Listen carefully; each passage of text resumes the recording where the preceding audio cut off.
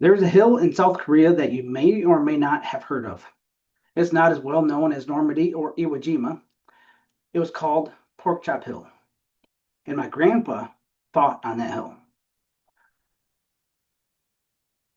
In the last video, I told you why I'm doing this campaign, the reason I'm selling these t-shirts, why $10 from every shirt goes to Fold of Honor, and what it means to me to personally to put my grandpa's name and rank on the Wall of Honor at American Dunes.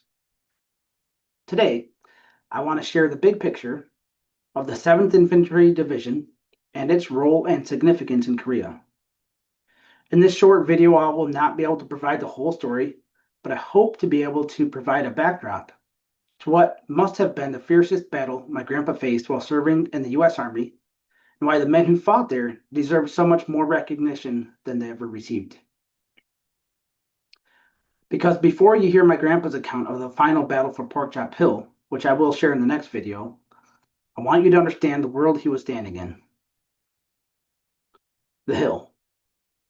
In the spring of 1953, the Korean War had been grinding for nearly 3 years. The lines had not moved much in over a year. This isn't the sweeping battles of 1950.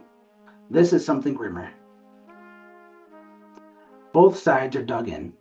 Both sides are shelling each other. And both sides are negotiating a ceasefire while still fighting. That's the world these men were living in. Out in front of the UN main line of resistance sits a series of exposed outpost hills. They're not held by battalions. They're held by a single company, maybe a platoon. Men in sandbag bunkers connected by trenches, watching the darkness every night. One of those hills was 255. The soldiers called it Pork Chop Hill because on a map, they looked like a pork chop. It was 980 feet high. It had no strategic value. The generals knew that. The soldiers knew that.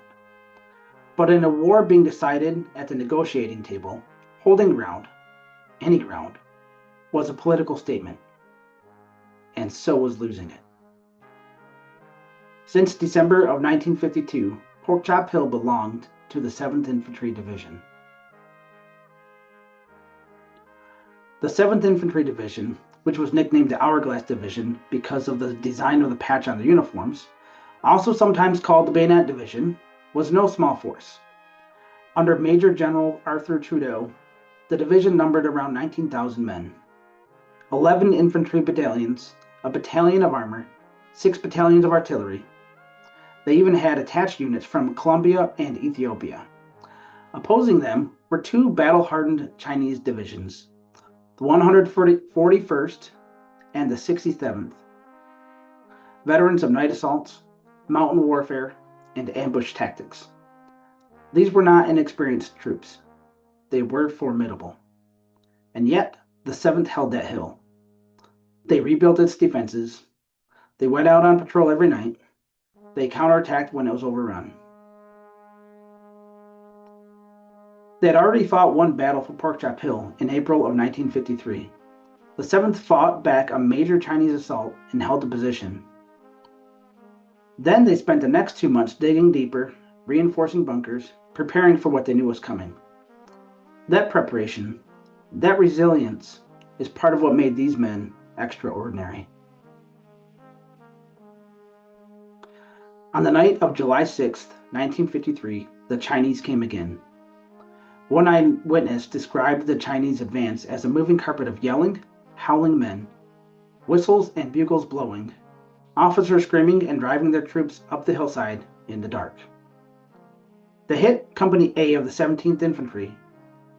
Within an hour, the company reported hand-to-hand combat in the trenches. Division headquarters threw more men in, then more. The battle raged through a monsoon. 3 days of relentless rain that made resupply nearly impossible. That turned the trenches to mud.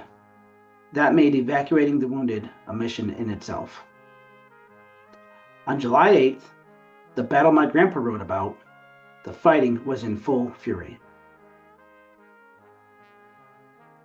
July 9th, July 10th. Both sides attacked and counterattacked. The Chinese committed 2 full divisions to take this hill. The 7th Infantry responded with 5 battalions, 9 counterattacks over 4 days. 9 counterattacks. I can only imagine the toll this fighting took on everyone involved in the battle. You take ground, you lose it. You take it again, in the rain, in the dark, in trenches full of mud and smoke, and men who are not coming home.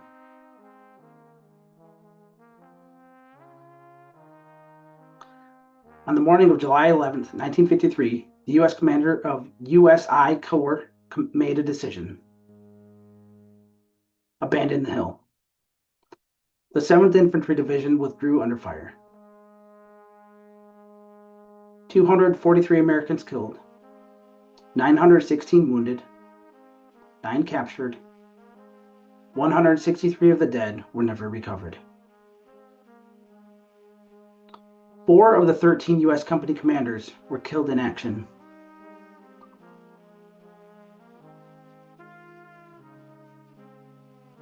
And 18 days later, the Korean armistice was signed. The war was over. The men who died on Porkchop Hill in July of 1953 were among the very last Americans who paid the ultimate sacrifice in the Korean War. The men who survived were the last to walk off that hill. And less than 3 weeks later, the war was over.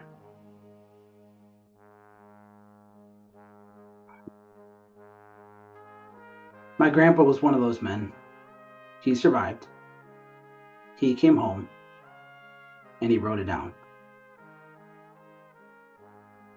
In the next video, I'm going to read to you, in his own words, what July 8th, 1953 looked like from his perspective and the impact it had on his life.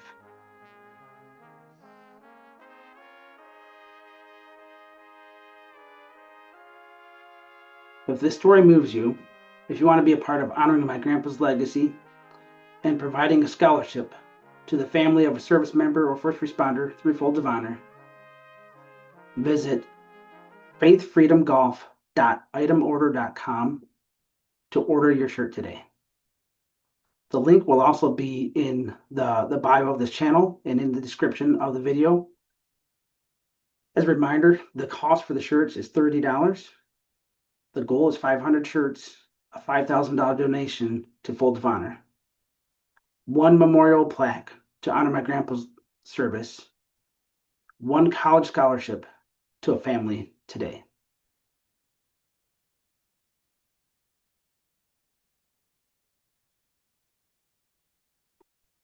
I'll see you in the next video when I share the story of Porkchop Hill from the perspective of my grandpa, Corporal William Bill Stites.